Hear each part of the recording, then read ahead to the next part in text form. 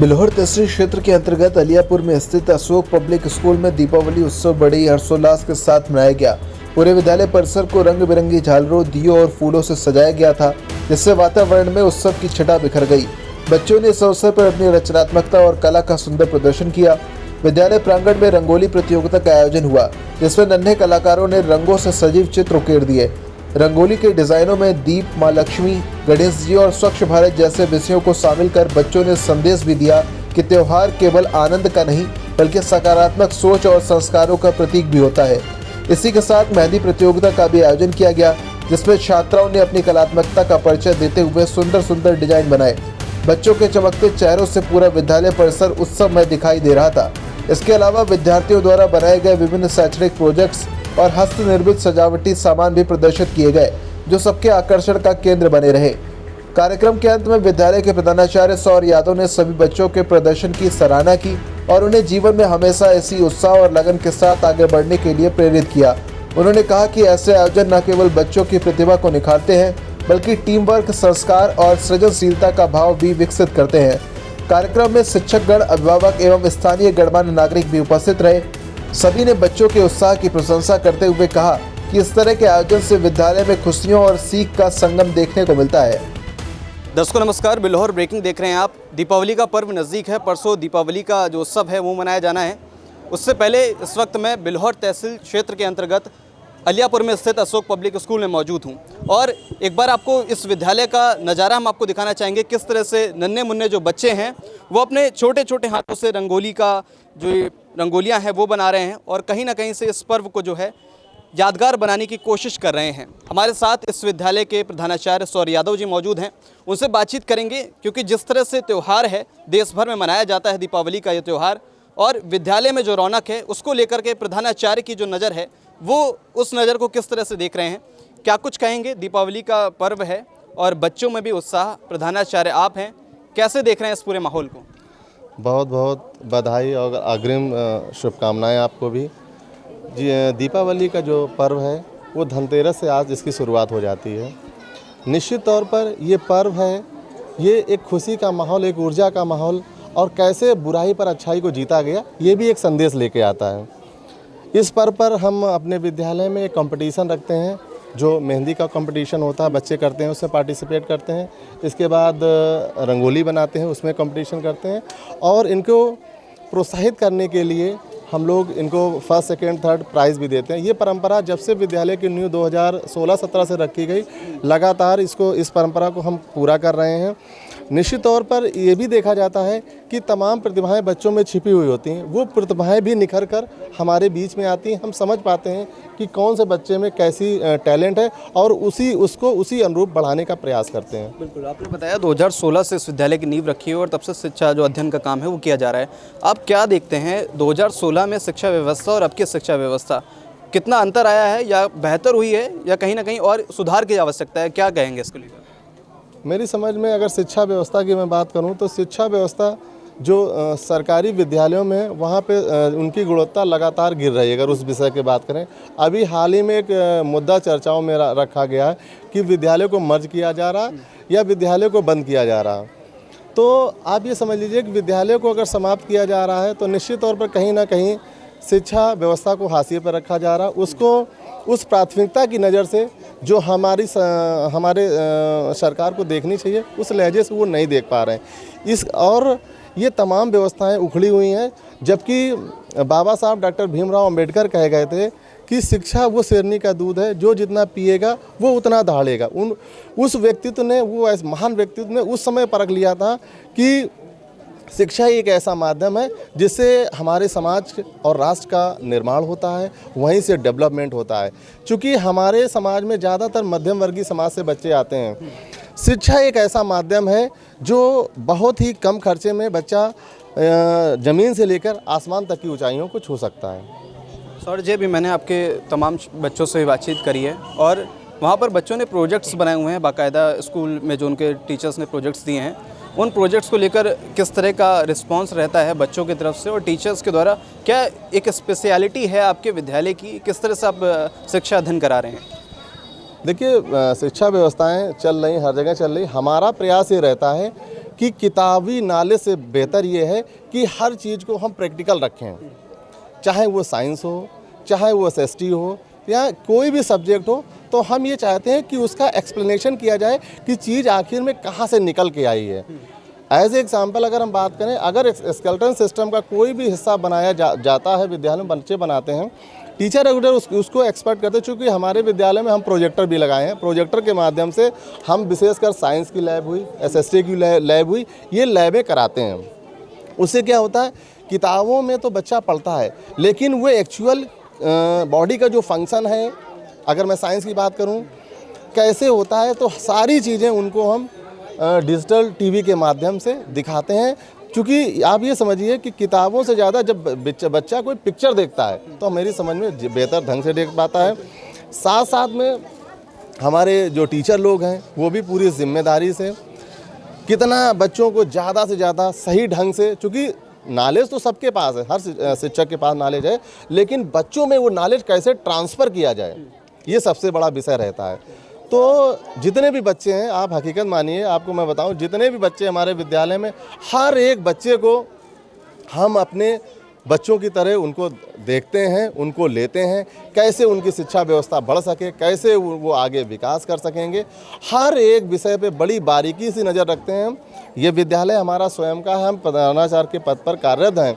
आप ये समझिए सारी व्यवस्थाएं, सारी चीज़ें हम स्वयं ही इसको मेंटेन करते हैं। हर विषय पे, हर बिंदु पे नज़र होती है, चाहे वो क्यों ना प्रैक्टिकल की बात करें, चाहे कन्वेंस स्टाफ की बात करें, अगर कोई भी समस्या, मैं उसको डायरेक्ट उसको स्वयं हैंडल करता हूँ। आपके विद्यालय में अगर बच्चों की संख्या की बात की जाए तो कितनी संख्या होगी बच्चों की?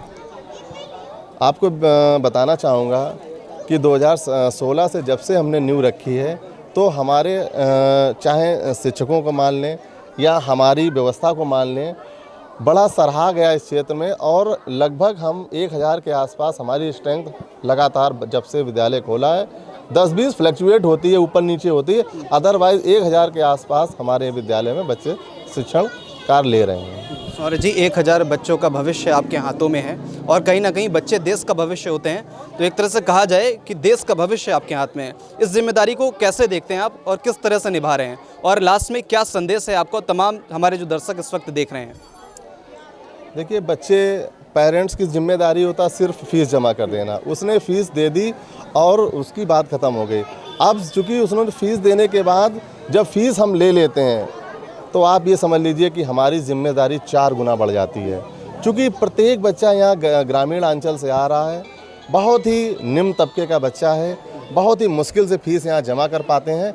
तो ये मान लीजिए कि हम और हमारा जितना भी स्टाफ है, सबसे मैं लगातार संवाद बनाए रखता हूँ, मीटिंग करता रहता हूँ। मैं ये चाहता हूँ कि जितनी ज़्यादा से ज़्यादा जिम्मेदारी से उनको शिक्षण कार्य दिया जाएगा, क्योंकि बड़ी मेहनत से गरीब समाज का व्यक्ति बड़ी मेहनत से मजदूरी करके फीस जमा कर रहा है। तो मैं ये चाहता हूँ जितनी बेहतर ढंग से उन्हें शिक्षा दी है आप दीजिए। चाहे एक्स्ट्रा क्लास लेनी पड़े, आप एक्स्ट्रा क्लास लीजिए, चाहे उनको सेपरेट सेक्शन में डिवाइड करना पड़े, क्योंकि क्लास में बच्चों की जो आईक्यू लेवल है उसमें भी अंतर होता है, उनकी जो स्टडी का जो पैरामीटर वो भी अंतर। तो हमारे टीचर भी हमारा बड़ा सहयोग करते हैं हर जिम्मेदारी, चूँकि क्लास में मंथली टेस्ट रेगुलर चलता रहता है, टेस्ट लेते रहते हैं, बीच बीच में बताते रहते हैं। और जो बच्चे मान लीजिए टेस्ट में फेल हो जाते हैं तो उनको एक्स्ट्रा क्लास हम लोग प्रोवाइड कराते हैं। ये सारी व्यवस्थाएं हैं, चलाते हैं, और जितना बेहतर हो सकता है करने का प्रयास हम करते हैं। आज धनतेरस है और दीपावली भी नज़दीक है, क्या कुछ संदेश है आपका तमाम जो दर्शक इस वक्त हमें देख रहे हैं, तमाम नगरवासियों को क्या संदेश है? मेरा संदेश यही है सभी देश और नगरवासियों का, ये पर्व उत्साह, ऊर्जा और विजय का ये पर्व है, सभी लोग सेलिब्रेट करें। साथ साथ में चाहे रोटी आप एक टाइम खाएं, लेकिन बच्चों को शिक्षा दें। घर में चाहे बेटा हो चाहे बेटी, बराबर की उसकी हिस्सेदारी आप निश्चित करें। Sir, this is water harvesting, जल संरक्षण। सर, इसका प्रयोग सर खेतों, नदी, सर तालाबों, नदियों, सर झीलों में जब सर उसका सर पानी सूख जाता है तब सर इसको सर छोड़ा जाता है, तब सर इसको यूज़ किया जाता है। तब वहाँ पे जाके वो पानी एकत्रित होता है। इसका झीलों, तालाबों और खेतों, इस सब में इसका यूज़ होता है। My name is Sunny Shukla and I am student of class 9। हमने लोगों ने मिलकर एक पादप कोश का चित्र बनाया है। हम इसे एक्सप्लेन करते हैं। इसमें एक केंद्रक होता है और केंद्र के अंदर एक केंद्रिका होती है। इसमें माइटोकॉन्ड्रिया भी पाया जाता है, जिसे कोशिका का पावर हाउस बोलते हैं। और इसमें छोटे छोटे राइबोसोम भी होते हैं जो प्रोटीन बनाने का निर्माण करते हैं। इसमें एक एंडोप्लाज्मिक रेटिकुलम पाया जाता है जिसके ऊपर राइबोसोम चिपके होते हैं और इसमें बहुत सारे कोशिका द्रव्य भी फैले हुए होते हैं। माय नेम इज प्रिया राठौर। हमने लोगों ने तन्वी ने बताया कि हम लोगों ने ये बनाया है। इसमें हम लोगों ने बताया कि तन्वी ने सब बता दिया, लेकिन गोल्जी काइपॉड भी होता है इसमें और अनेक कोशिकाएं भी होती है। एंडोप्लाज्मिक रेटिकुलम प्रकाश संश्लेषण का निर्माण करता है, जो कि तनों के हर भागों में पहुंचाता है, जिससे कि पौधों के अंदर प्रक्रियाएं होती हैं और अनेक उसमें प्रक्रियाएं होती हैं। वो इसी के सहायता से भोजन बनाता है, तनों के हर भागों में पहुंचाता है तने की सहायता से। My name is Jahnavi, I read in class 9th और हमने एक ये वर्किंग मॉडल बनाया है। My name is Navya Singh, I am student of class 9। तो हम लोगों ने मिलकर एक प्रोजेक्ट बनाया है, day and night working model. Night में सब कुछ अंधेरा और धुंधला सा दिखाई देता है, जिसमें कि सब मतलब ये परछाई की तरह होता है और ये ब्लैक एंड व्हाइट में दिखाई देता है। एंड ये डे का प्रोजेक्ट है। जैसे डे में हम दिखाते हैं इसमें कैसे खेती वगैरह होती है और जिस तरफ सूर्य का उजाला पड़ता है उस तरफ दिन होता है और जिस तरफ सूर्य का उजाला नहीं होता उस तरफ नाइट होती है। My name is Gunjan Yadav, class 6। हमने और वैष्णवी ने मिलकर rain water harvesting on the roof बनाया है।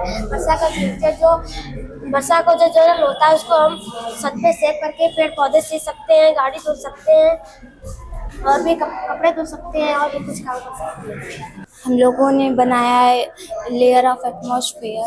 हम अब आपको एक्सप्लेन करने वाले हैं। ये एटमॉस्फेयर है,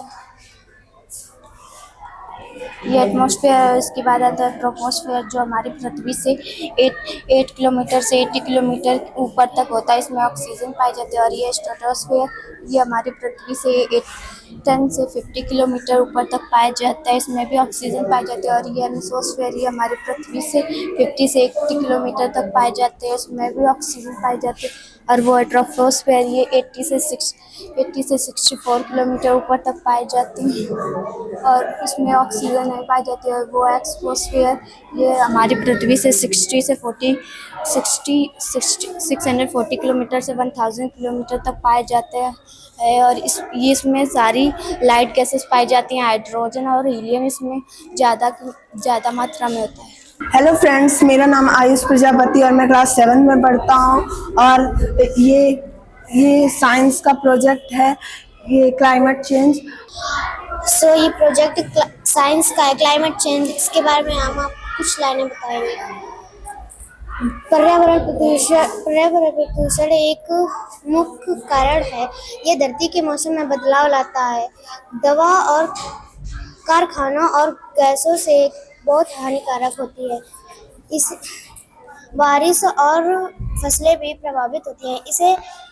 इसका कारण यह है, पर्यावरण को बचाने के लिए हमें बचाना होगा। Good afternoon. My name is Komal from Chandpura. My father's name is Mr. Sanjeev Kumar. He is a farmer. My class teacher name is Mr. Krishna sir and my principal name is Mr. Shaurya Yadav sir. I expand digestion. ये हमारा मुग्गुहा है जिसमें हमारे खाना लेही के रूप में बदलता है। ये ग्रास नली है। ग्रास नली में कोई पाचन नहीं होता है। ग्रास नली से खाना क्रमाकुंचन से जाता है। ग्रास नली के बाद खाना हमारा अमाशय में जाता है। अमाशय में हमारा HCl नामक एसिड होता है, जो हमारे खाने को सड़ने गलने से बचाता है और खाना को संरक्षित करता है। यहाँ इसके अमाशय के पाचन के पश्चात हमारा खाना छोटी आंत में जाता है। छोटी आंत में हमारा मिनरल्स और प्रोटीन्स का पाचन होता है। प्रोटीन्स का पाचन होने के पश्चात हमारा खाना बड़ी आंत में जाता है। बड़ी आंत में कोई पाचन नहीं होता है। कुछ समय पश्चात हमारा खाना रेक्टम के द्वारा शरीर से बाहर निकल जाता है। My name is the project of science. This is a drip irrigation. इससे 25 से 40% तक की पानी की बचत की जा सकती है। इसका प्रयोग बागवानी के फसलों में किया जाता है।